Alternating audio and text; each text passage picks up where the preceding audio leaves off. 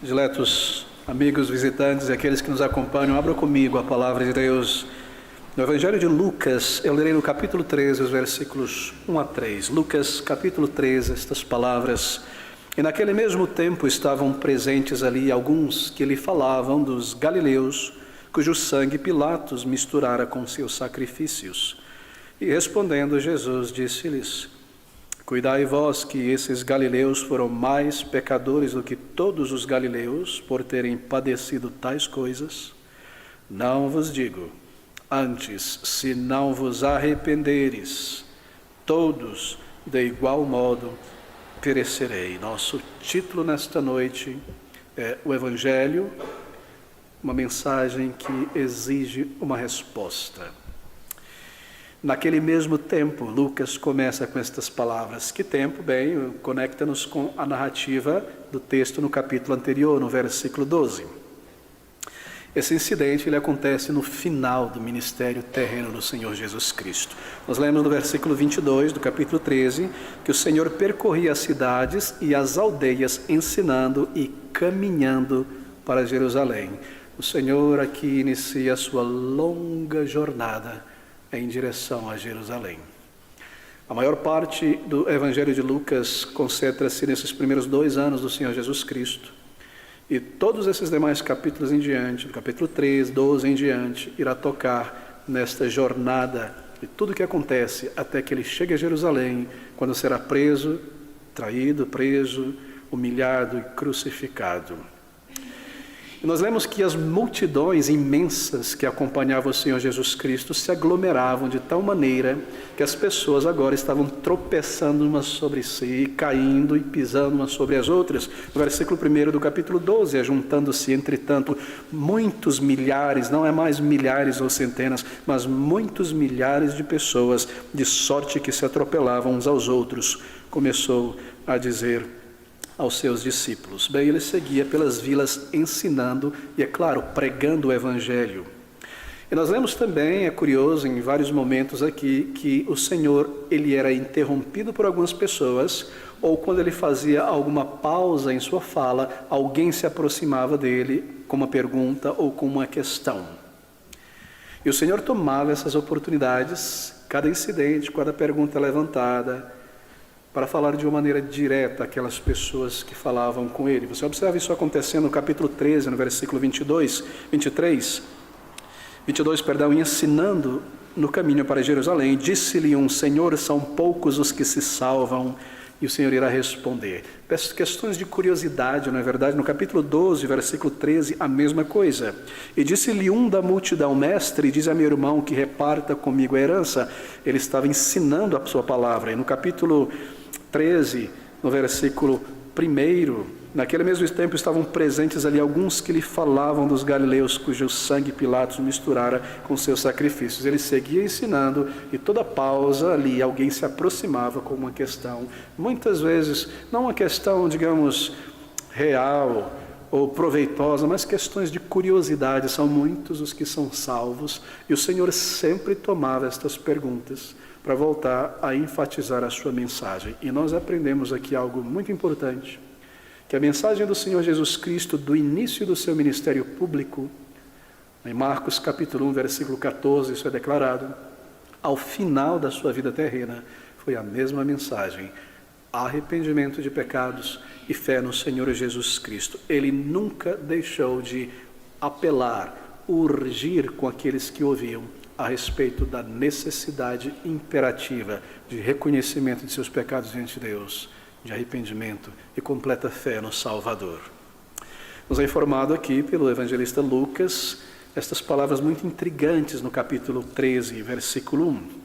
E naquele mesmo tempo estavam presentes ali alguns que lhe falavam dos galileus, cujo sangue Pilatos misturara com o dos seus sacrifícios. Bem, Lucas não nos diz nada mais a respeito deste acontecido terrível, sobre a morte desses galileus, sob Pôncio Pilatos. Bem, o que nós sabemos é que alguns indivíduos que viviam na Galileia tinham peregrinado para Jerusalém, isto era comum, os judeus peregrinavam para a cidade de Jerusalém, onde estava o templo, para as festas anuais. e que em uma determinada ocasião estes galileus estavam oferecendo seus sacrifícios ao Senhor e foram arrebatados de surpresa por Pilatos e seus soldados. Enquanto sacrificavam, eles próprios foram assassinados ali, e é neste sentido que o sangue deles é misturado com o sangue do sacrifício que eles estavam ali oferecendo, e é tudo que nós sabemos a respeito disso. Em outras palavras, eles foram ali para sacrificar, mas o seu próprio sangue foi misturado ali com aqueles sacrifícios. Nós não sabemos por que Pilatos fez isso, não transparece no texto, mas nós sabemos que neste período, Pilatos e Herodes não eram amigos. E Pilatos, ele conduzia e governava a parte sul de Israel, a Judéia, para os romanos, e Herodes, a parte norte. E talvez, por conta da vinda desses cidadãos, assim por dizer, do norte de Israel para Jerusalém, ele se aproveitou para mostrar sua indignação contra Herodes, matando estes galileus. Os galileus eram reconhecidos no tempo de Jesus como criadores de problema. Um grupo revoltoso, sempre envolvido em debates, em insurreições contra os romanos. E assim, Pilatos toma esta oportunidade. E é neste contexto, o Senhor tinha terminado de ensinar a sua palavra no capítulo 12, ele faz uma pausa, talvez, e estas pessoas se aproximam dele para lhes dizer isso. Mas por quê? Bem, talvez porque eles estavam ansiosos que o Senhor Jesus Cristo soubesse disso, naquela ansiedade natural que há em algumas pessoas de ser o primeiro a trazer a nova fofoca. Ou talvez porque eles queriam colocar o Senhor Jesus Cristo em alguma situação difícil, para que Cristo condenasse a Pilatos publicamente, de alguma maneira ele fosse preso ali. Nós só podemos especular a respeito disso. Mas eles se aproximam do Senhor e levantam esta questão. Senhor, o Senhor ficou sabendo dessa tragédia que aconteceu ali.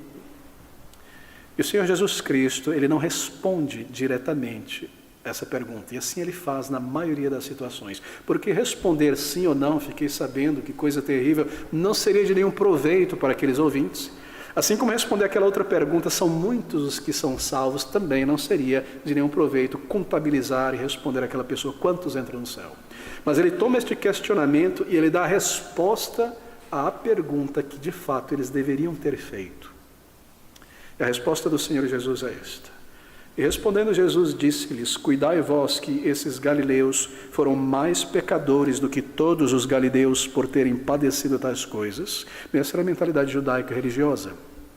Se alguém sofre uma calamidade repentina, é morto e de uma maneira trágica como essa, certamente Deus está pesando a sua mão sobre essa pessoa. É um grande pecador. Talvez uma vida de pecado secreto e por isso Deus logo abateu. Essa era a mentalidade dos amigos de Jó, você se recorda? Jó, certamente você tem pecados secretos em tua vida, por isso Deus está tratando você assim.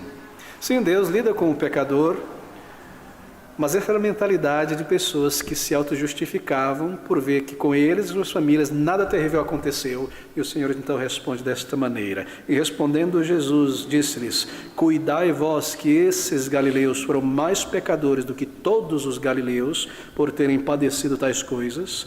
Não vos digo.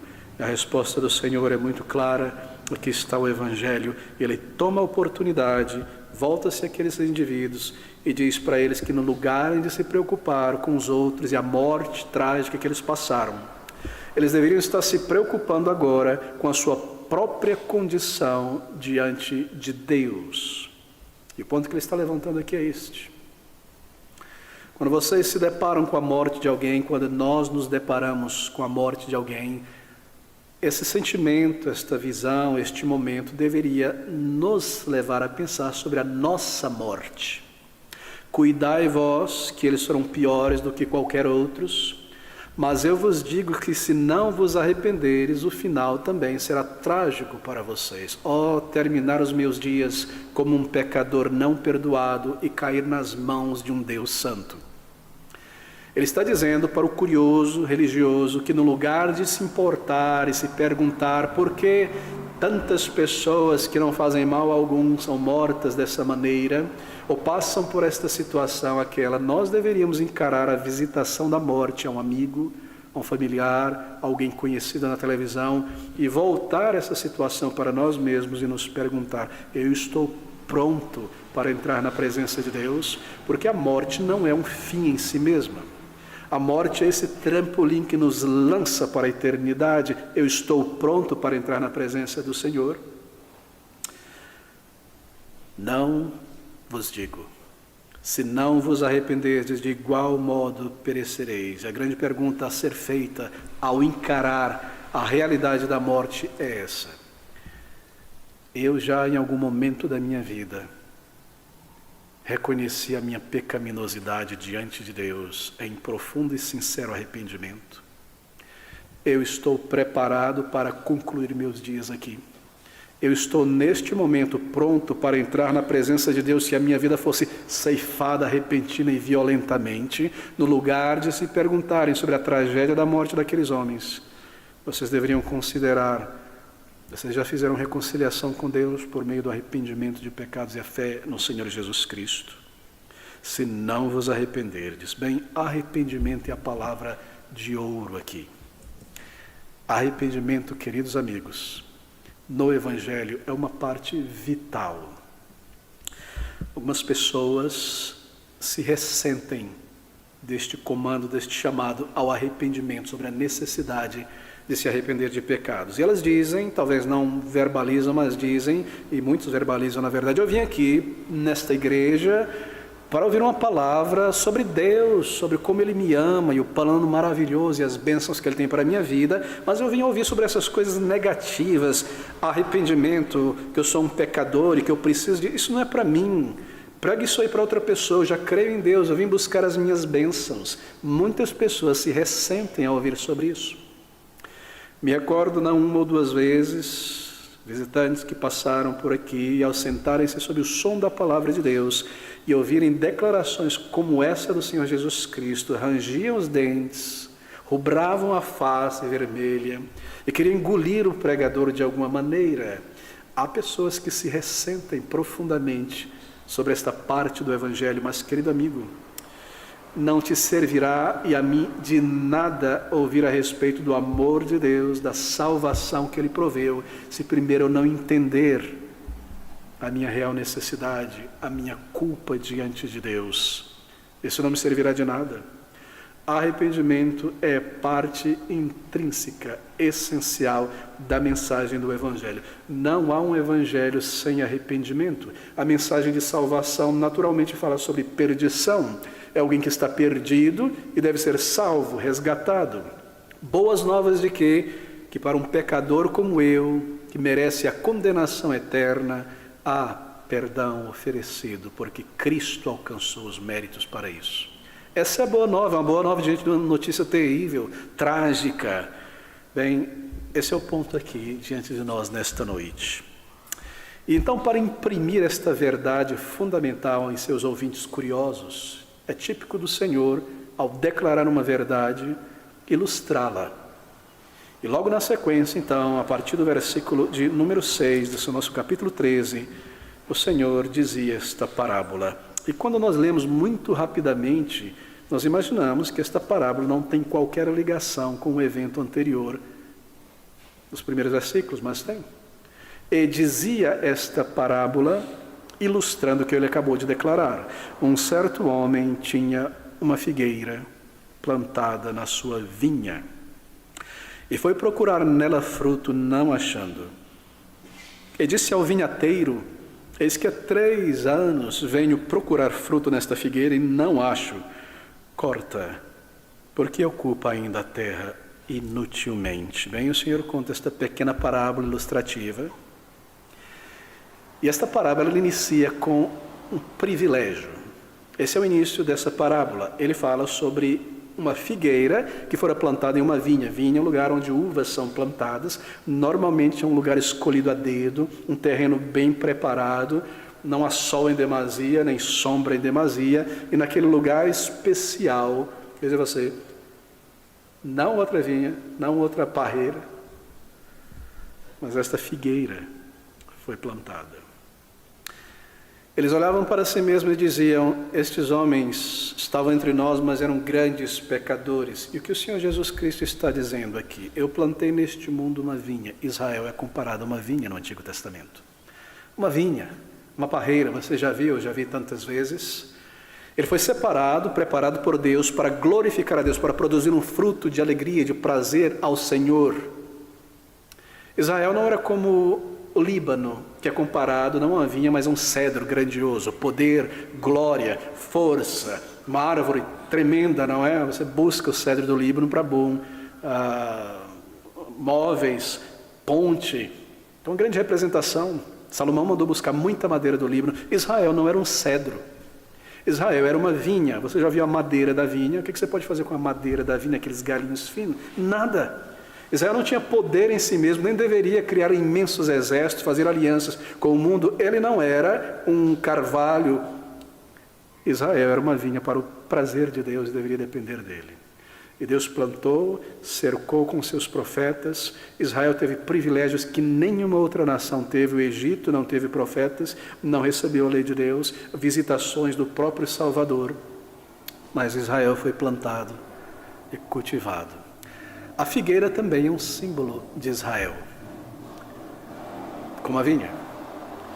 E aqui esta figueira, e a parábola do Senhor cobre isso, ela tem dentro do Estado de Israel, que Deus criou, um imenso privilégio. Aqui são pessoas religiosas.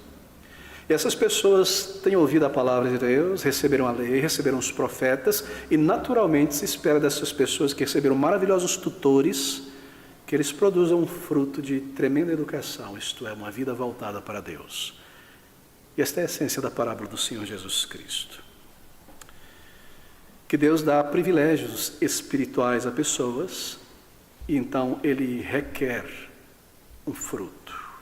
Ele ensina essa verdade comparando Israel no passado a esta figueira plantada em uma vinha. E lembre-se, era exatamente esta posição de Israel ao longo da história entre as nações. Assim, pela maneira como Deus tratou Israel e não tratou Babilônia, nem os egípcios, nem a Síria, Deus espera fruto. E depois de ter plantado aquela árvore ali, nos é dito que ele vai lá buscar os seus frutos. Era justo esperar por isso. Um fruto para a glória de Deus. Uma nação santa porque foi adquirida. Uma geração entre as nações que proclamassem a glória do verdadeiro Deus. Esperar-se-ia de Israel mais fé, mais santidade, mais separação do mundanismo, mais dedicação e fidelidade dos judeus do que qualquer outra nação ao Deus que se revelou a eles. O dono da figueira foi buscar fruto em sua figueira. Queridos amigos, mas se nós nesta noite aqui queremos receber alguma bênção desta parábola, nós devemos por um momento esquecer Israel e começar a pensar para além dos judeus e olhar neste espelho, porque esta parábola está aqui dirigida a mim e a você, é claro.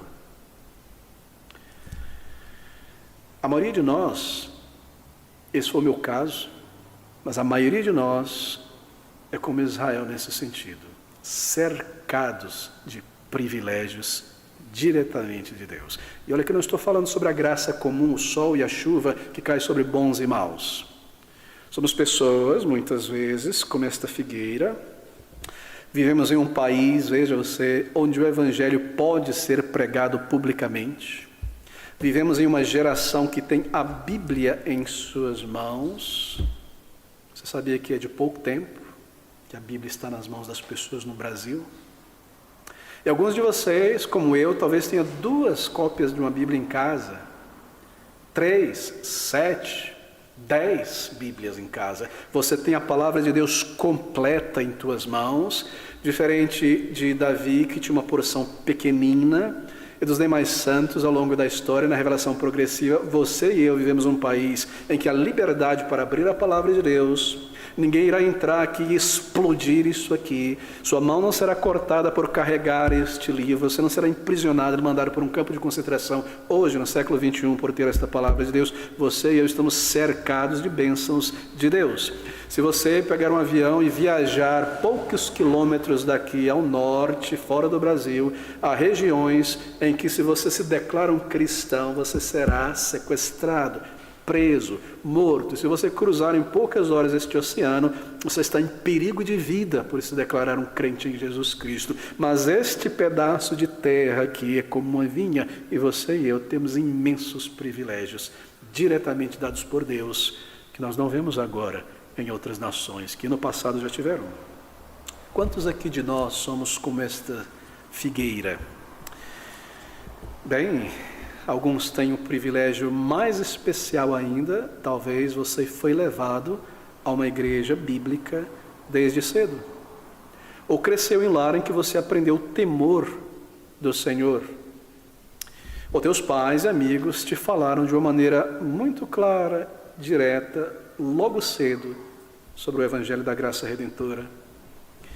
E você tem tido o privilégio de ouvir a mensagem do Evangelho, não 10 domingos, mas 50 ou 100. Talvez você perdeu a conta de quantas vezes você já ouviu esta mensagem de vida eterna, de perdão, de salvação. E assim, em todos os sentidos, você é uma figueira plantada em uma vinha. E isso significa, querido amigo, que Deus irá procurar o fruto em tua vida. Tenha absoluta certeza disso. Qual é o fruto que Deus busca? Bem, Deus me observa, Ele te observa. Talvez você esqueceu o número de vezes que você ouviu o Evangelho ser pregado. Ele não esqueceu. Ele sabe quantas vezes. Mas o que é esse fruto? Bem, alguns são levados a pensar que Deus irá requerer de mim, agora que eu tenho conhecido mais o Evangelho, crescido nesse meio, uma religiosidade mais refinada, ou talvez uma atitude mais caridosa com as pessoas, ou uma frequência de envolvimento maior na igreja. Não, querido amigo, o fruto está claro, declarado aqui logo no início das declarações do Senhor Jesus. Então ele ilustra, ouça essas palavras do Salvador: este é o fruto. E respondendo Jesus disse-lhes: cuidai vós que estes galileus foram mais pecadores do que todos os galileus, por terem padecido tais coisas. Não vos digo, antes, se não vos arrependerdes, todos, judeus, galileus, e qualquer parte, sereis condenados, perecereis. O fruto é arrependimento de pecados. Este é o fruto. Esta é uma mensagem sobre arrependimento para com Deus e fé no Senhor Jesus Cristo. E eu tenho ouvido esta mensagem, e eu tenho entendido, compreendido, me é trazida, explicada por várias pessoas. Eu mesmo leio, chego a esta compreensão, mas onde está o fruto, diz o Salvador?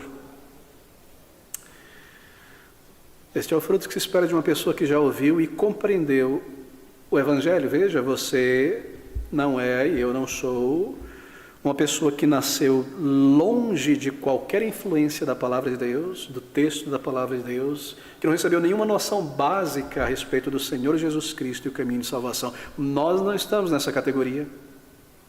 Eu me recordo quando Deus estava lidando comigo, me levando ao arrependimento e à fé. Um dos pensamentos que às vezes recorria e voltava em minha mente era um desejo profundo de ser como um índio Yanomami, vivendo no coração da floresta amazônica, sem nenhum contato com qualquer civilização, e que nenhum missionário pudesse chegar ali, porque ali eu estaria isento de julgamento por nunca ter ouvido o Evangelho, não poderia ser culpado. Porque a minha alma me consumia por saber o que a palavra de Deus diz. Eu me recordo de alguém que começou a ler a palavra de Deus, e conversando com ele, eu perguntei: você tem lido a palavra de Deus e conhecido a palavra de Deus? Você tem compreendido? Ele disse: bom, as coisas na Bíblia que eu não entendo, elas não me preocupam. O que me preocupa é as coisas que eu entendo. Você percebe? Você entendeu sobre a necessidade de arrependimento. Você ouviu que há um momento de prestar contas a Deus que logo está chegando. Você será julgado, e eu serei pela luz, o conhecimento, a compreensão que nós recebemos. Essa é a advertência, este é o fruto. E aqui está a narrativa da parábola. No versículo 6 nós lemos: Um certo homem tinha uma figueira plantada na sua vinha e foi procurar nela fruto, não o achando. Bem, ele foi uma figueira que há 3 anos foi plantada, tinha crescido, estava na hora de dar fruto, já tinha passado, talvez ela estivesse cheia de folhagens bem verde, que é um verde muito forte a folhagem da figueira. E quando há muitas folhas em uma figueira, nós sabemos que tem que ter fruto ali. E ele foi procurar na figueira, levantando folha, observando, em cima e embaixo, onde está o fruto? As folhas estão aqui, ela foi plantada, cuidada, ele foi procurar fruto, não o achando.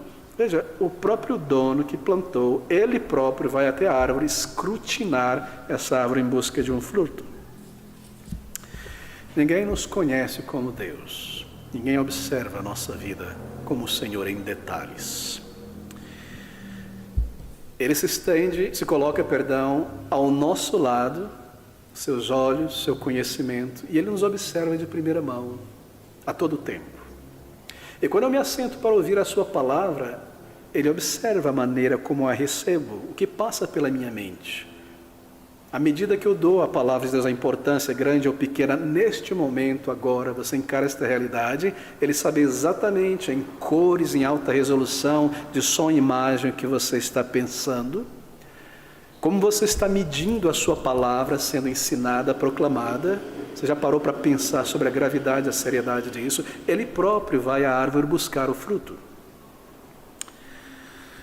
Ele ouve os nossos pensamentos, Ele marca nossas palavras, Ele registra as nossas ações, Ele sabe quanto foi trazido a nós, então Ele espera um fruto.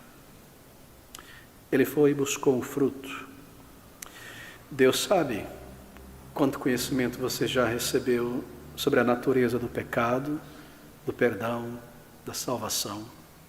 Ele sabe quantas vezes a tua mente e consciência foram despertas pela palavra a respeito do pecado, da justiça de Deus em enviar um Salvador e do juízo futuro, e quantas vezes você rechaçou ou colocou de lado. Isso está contabilizado. Você está em um lugar de privilégio, isto é, tem acesso à palavra de Deus em casa, no texto, a ouvir a palavra de Deus, amigos ou familiares que abrem e respondem perguntas a você, e Ele contabiliza isso, Ele busca por um fruto, porque a sua palavra, o Evangelho, é uma mensagem que requer um fruto. Esta árvore foi plantada para trazer um fruto, para produzir um fruto. Não imagine que Deus não sabe da tua frequência na igreja, Ele sabe muito bem.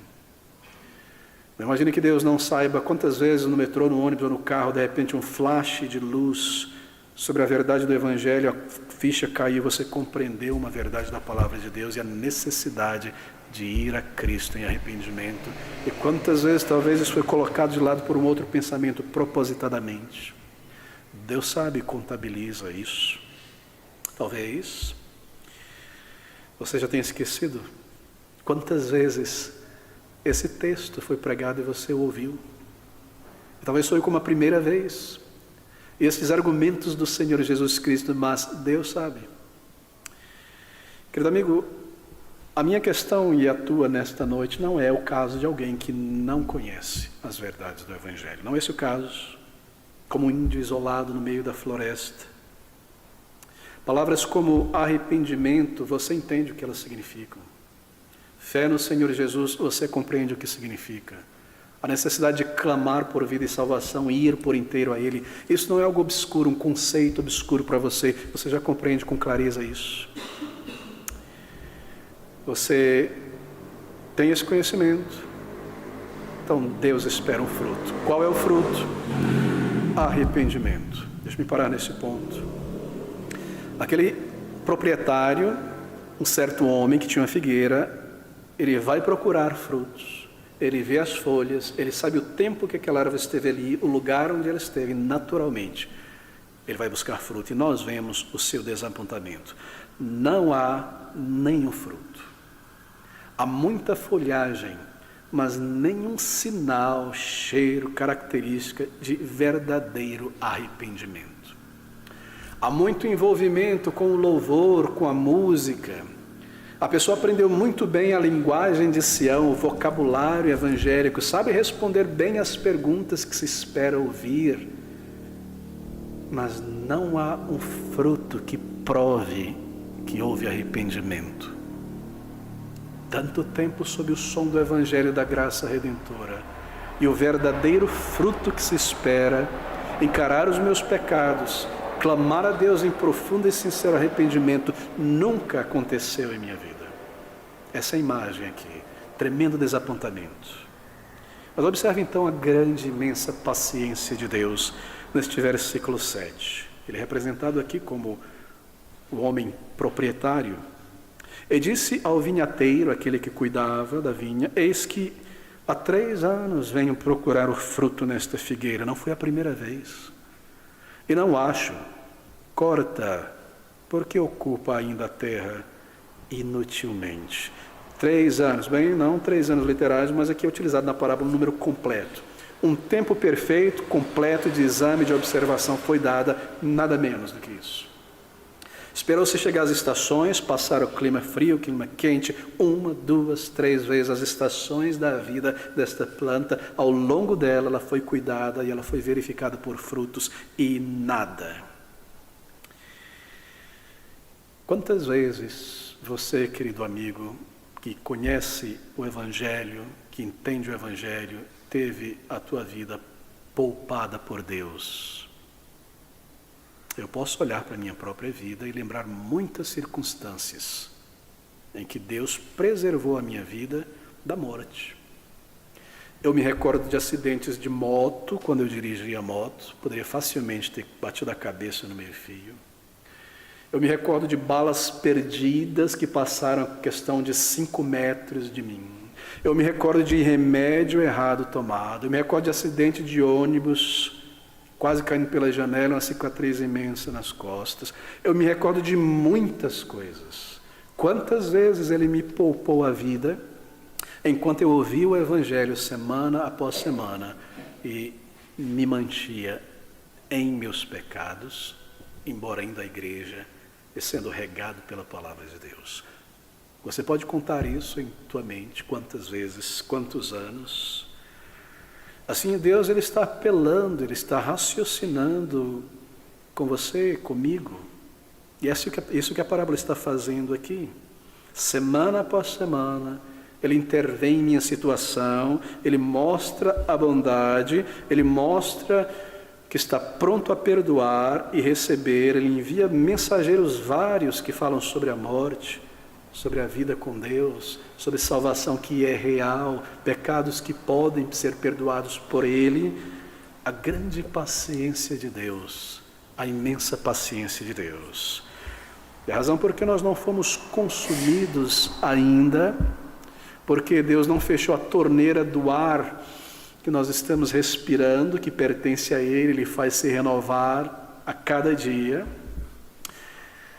porque Ele não negou que este ar entre nossas narinas, é por causa do Senhor Jesus Cristo. Aqui está o versículo 8 ilustrando isso. E respondendo ele, o vinhateiro, disse: Senhor, deixa a este ano até que eu escave em redor e a esterque. Que é a mesma coisa de dizer, ele enviou seus servos, outros servos e outros servos, para buscar o fruto daquela terra lavrada, e mataram todos, e por fim enviou seu próprio filho. Ele próprio foi aquela nação, ele nasceu ali, ele explicou com toda clareza o significado da lei, cumprindo a lei, a mensagem de vida e salvação transparecia em suas palavras, em sua mensagem, em seu milagre. Ele foi, ele esteve ali. Você não pode dizer que você não chegou a compreender a mensagem de Deus para a salvação. Você teve acesso a toda a clareza do Evangelho muitas e muitas vezes. Ele veio a este mundo, ele viveu aquela vida perfeita, exemplificada em toda a lei moral e civil. Ele ofereceu a si mesmo para pagar a pena, a punição que o pecado exige. Querido amigo, estas coisas não são nada para você, que Jesus Cristo Salvador não está por vir para cumprir toda a justiça, mas Ele já veio, e que o caminho de salvação já está pronto e a mensagem completa está em tuas mãos nesta geração, é algo pequeno para você, que você tenha todo este privilégio e talvez até aqui nenhum fruto verdadeiro de uma mudança de vida realizada por Deus por conta do teu arrependimento. Até quando Deus irá te poupar? O amor de Cristo é tão grande. E disse ao vinhateiro, e respondendo ele disse-lhe, Senhor, deixa-a este ano, até que eu a escave em redor e a esterque, e se der fruto ficará, e se não, depois a mandará cortar. Quanto tempo Deus irá poupar a tua vida? Mais um ano? Bem, neste um ano, a palavra de Deus agora será pregada para você com mais clareza de detalhe e de ênfase. Deixa este ano até que eu escave em redor e a esterque. O pregador ele vai ter um esforço particular em aplicar a palavra de Deus à tua situação. Desapontamentos irão acontecer na tua vida para te mostrar o vazio, a futilidade desta vida. Situações irão te alarmar a respeito da tua pecaminosidade e a força que o pecado tem em tua vida. Esta árvore será cercada, adubada, envolvida. Deus irá tocar em sua consciência de uma maneira muito mais clara, aguda a respeito da urgência de clamar por vida e perdão. Talvez a morte entre na família e pessoas partam e você seja levado a esse limiar da vida e da eternidade para parar e considerar que o meu momento irá chegar e eu irei partir também para a presença de Deus.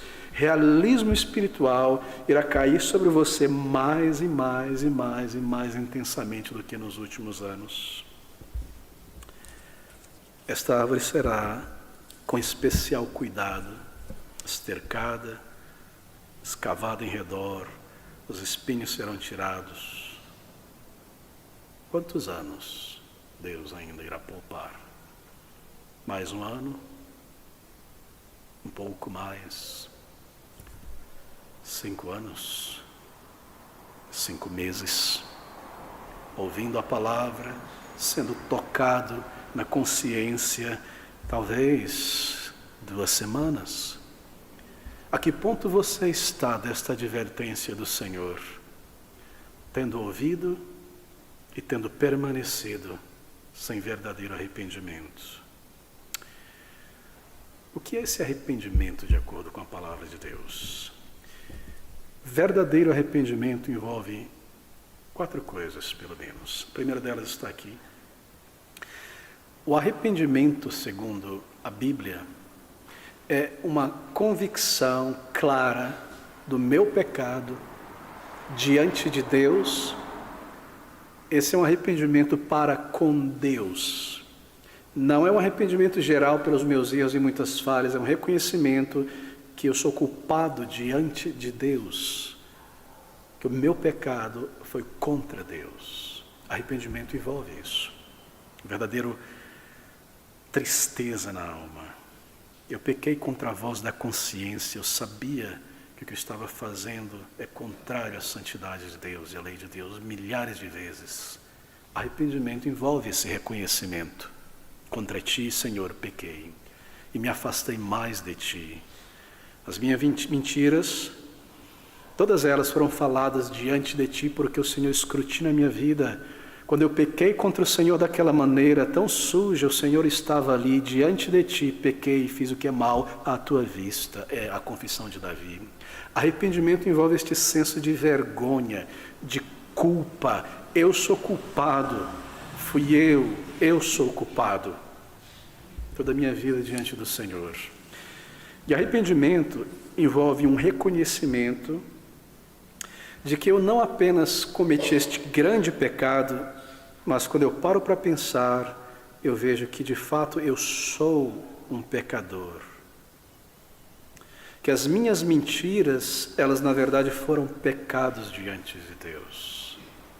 Que as coisas e as desculpas que eu falei para enganar alguém, para ludibriar alguém, foram pecados diante de Deus. E que aquilo que eu fiz, eu convenci a mim mesmo que não feriu, não machucou ninguém, foi só eu, o meu corpo, nada, minhas coisas, isso foi pecado diante de Deus.